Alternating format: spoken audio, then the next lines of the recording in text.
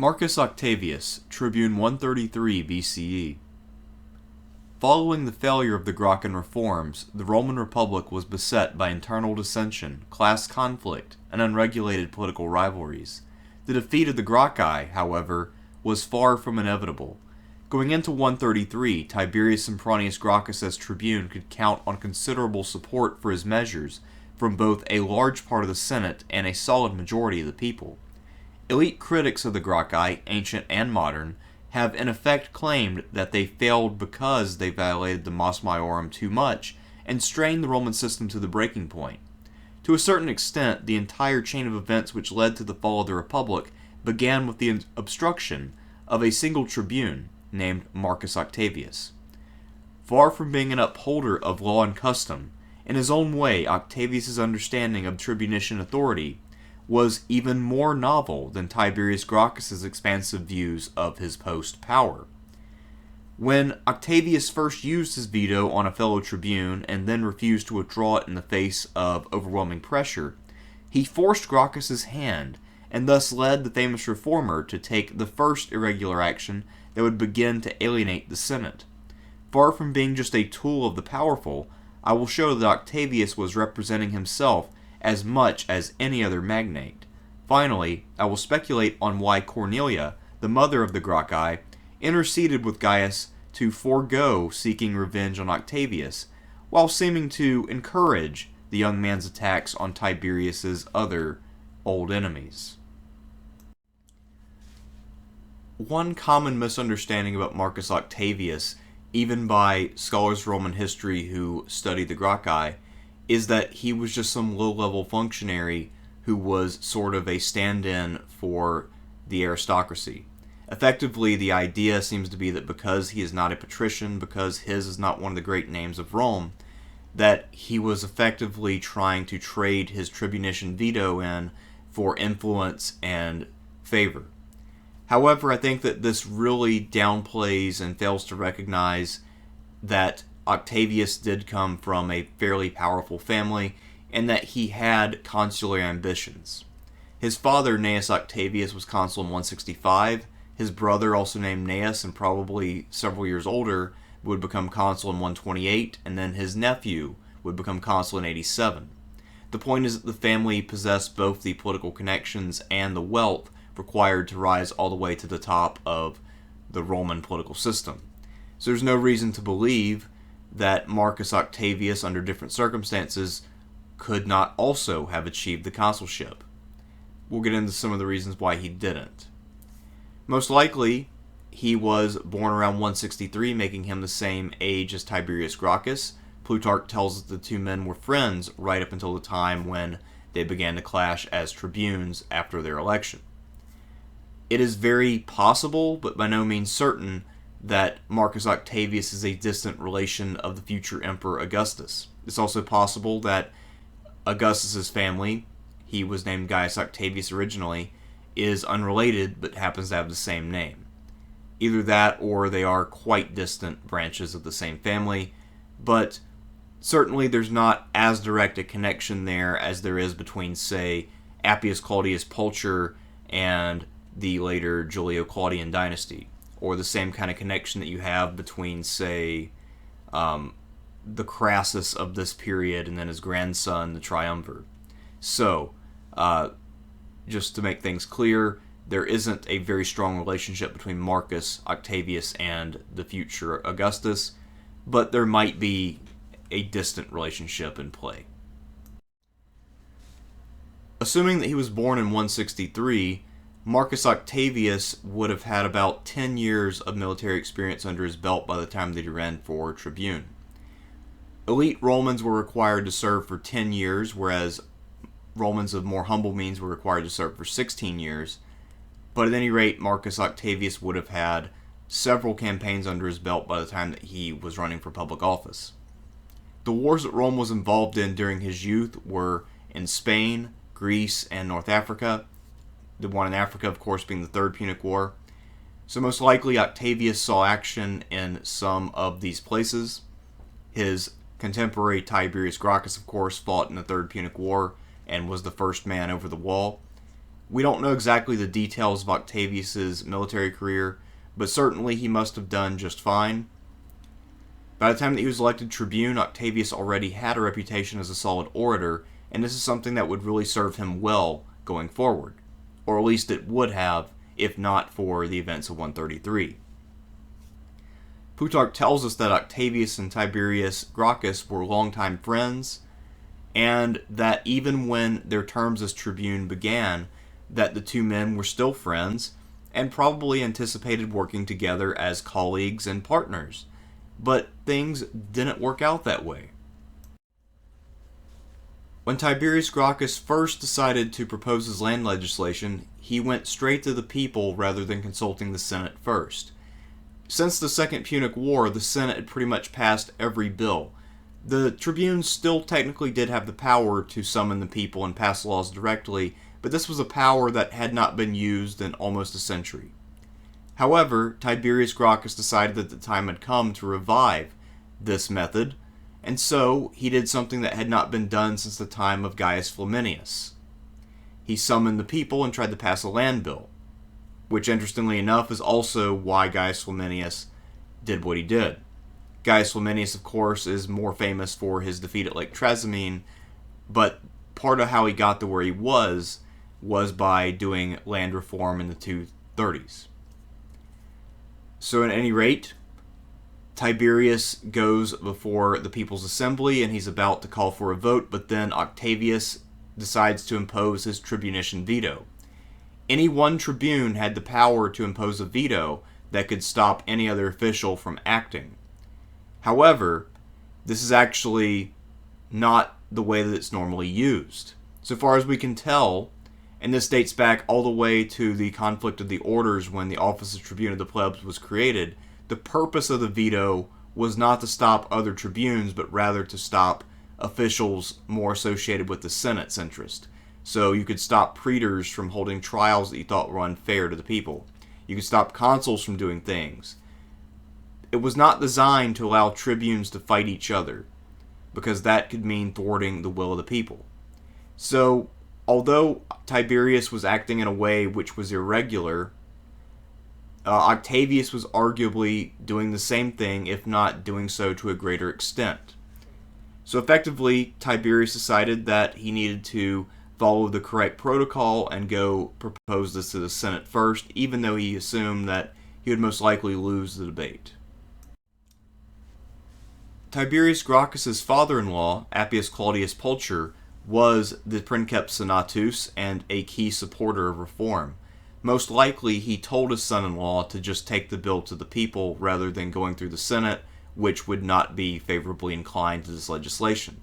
After all, many senators would have been negatively affected by it since they were occupying public land illegally.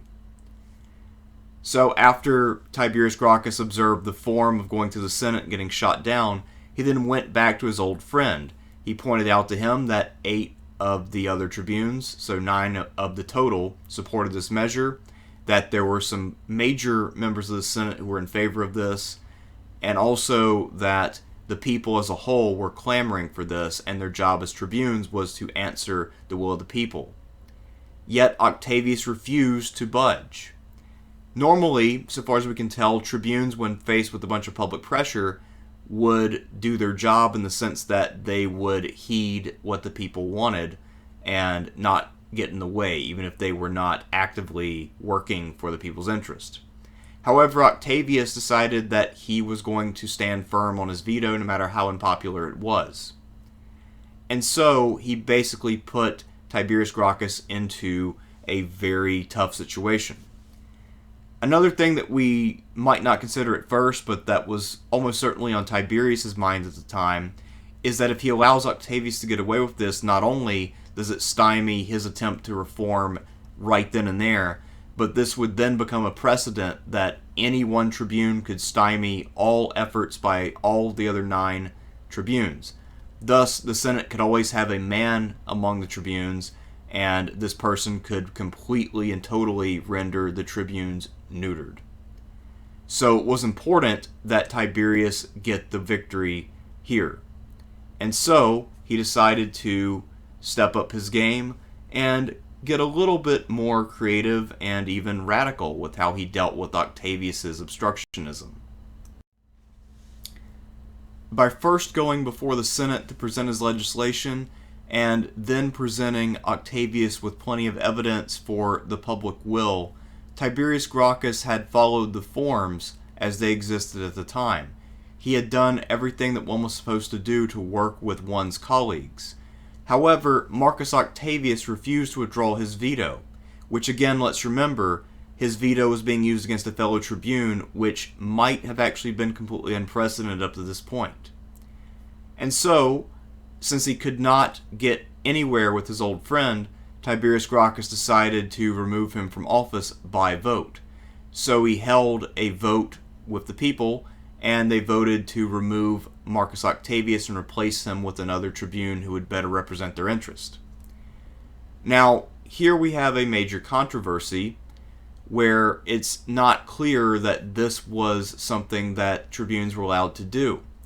A tribune's person was sacrosanct, but at the same time, it was very much an office created to defend the rights of the people and to promote their will.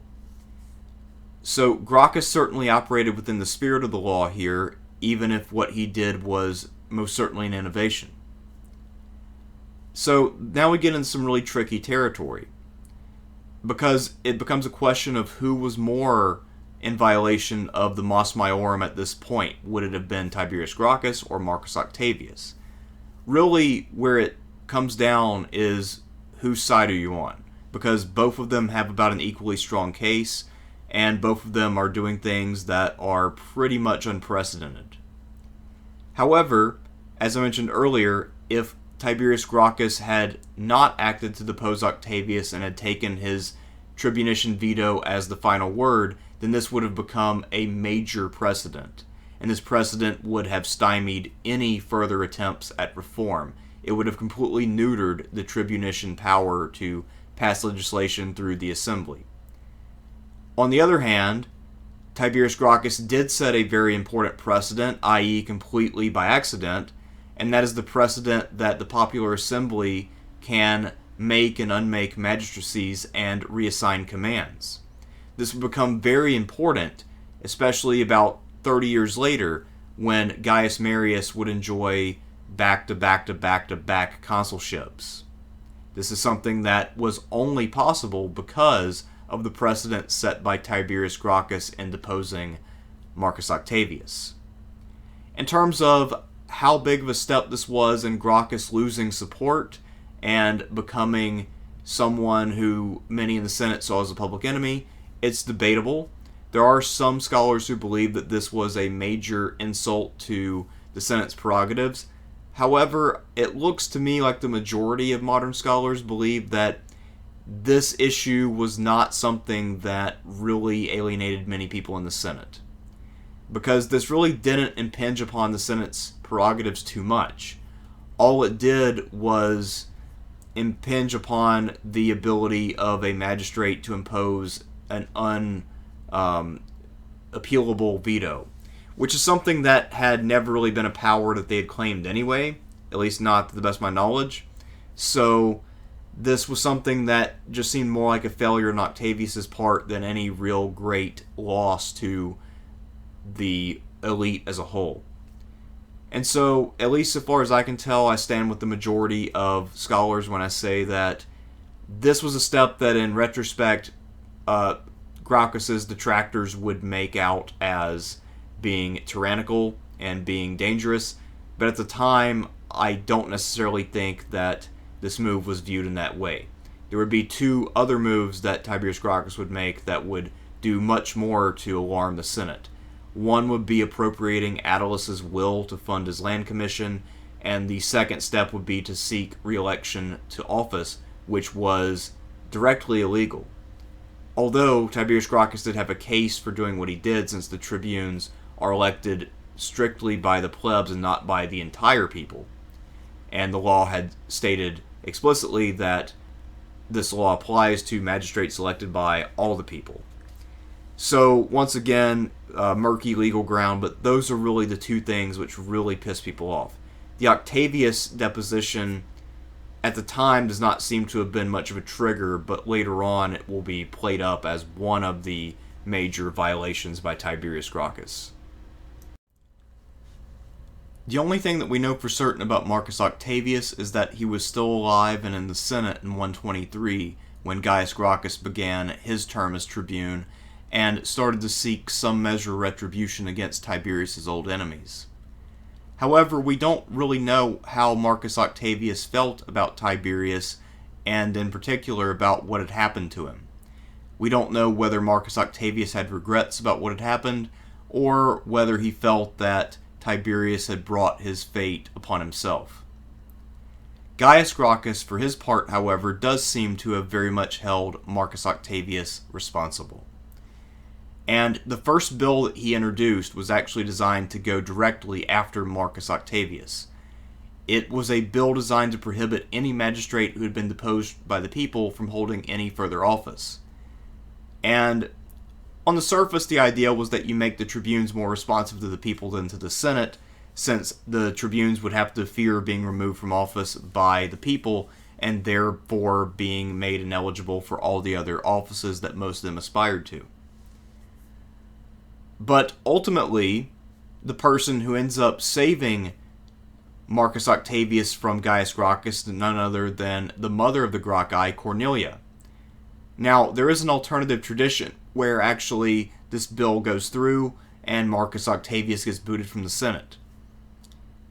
But Plutarch's version is more interesting to me because he never explains exactly why Cornelia intervened for Marcus Octavius.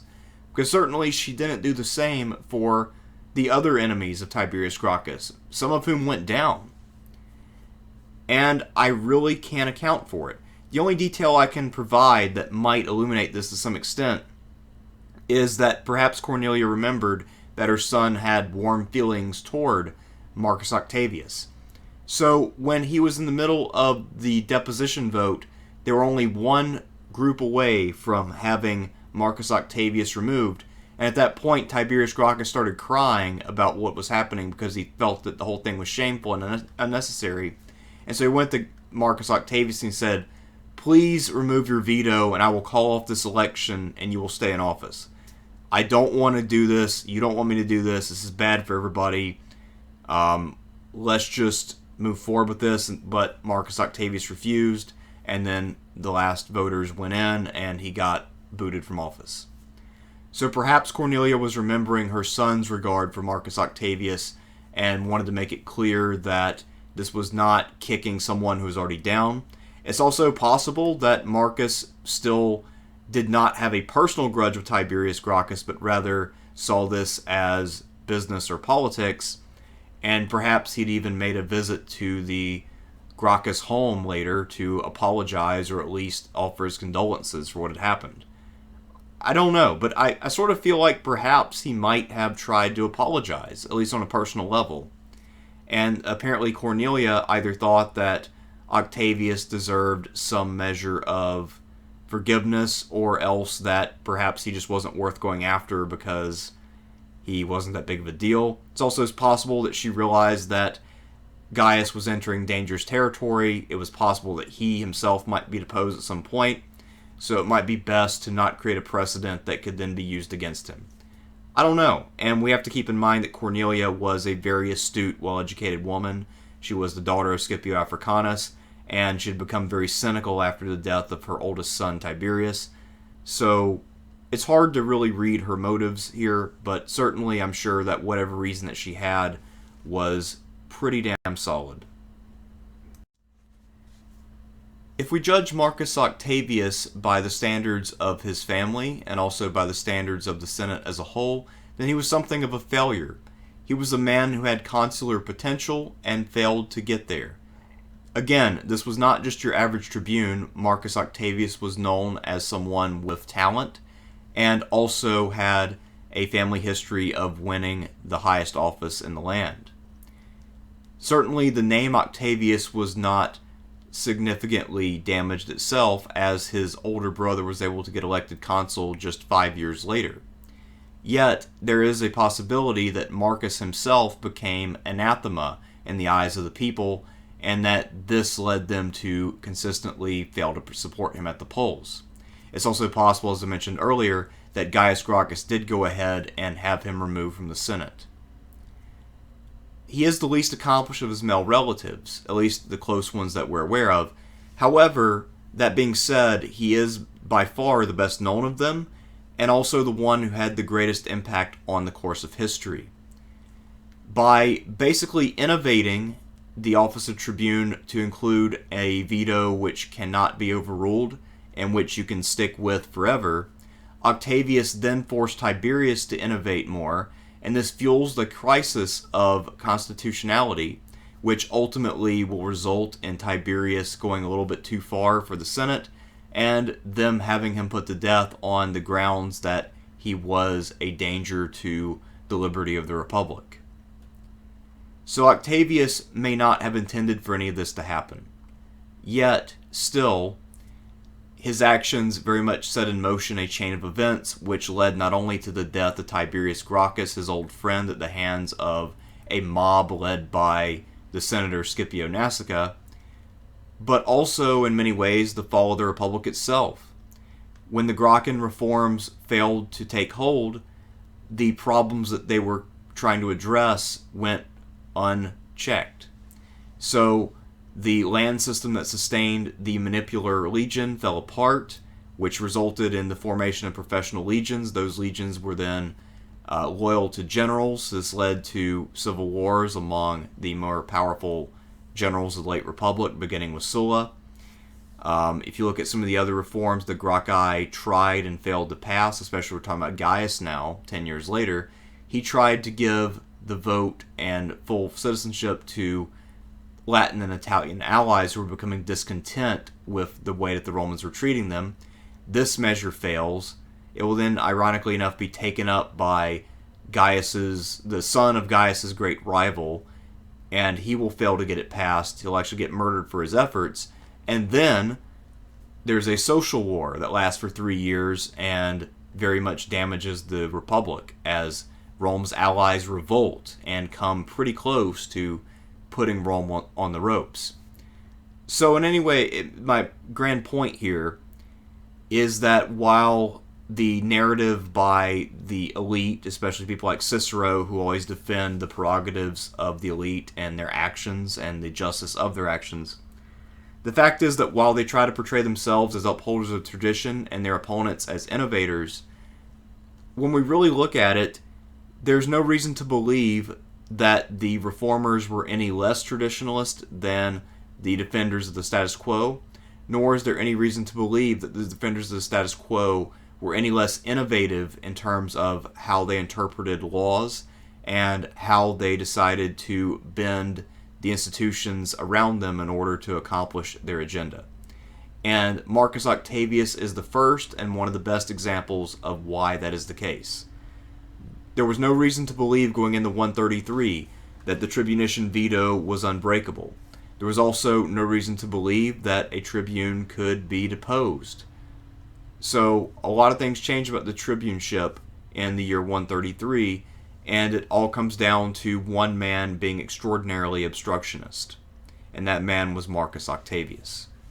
This has been Thersites the Historian, and I will be back soon with yet more figures from the era of the Gracchi, so stay tuned.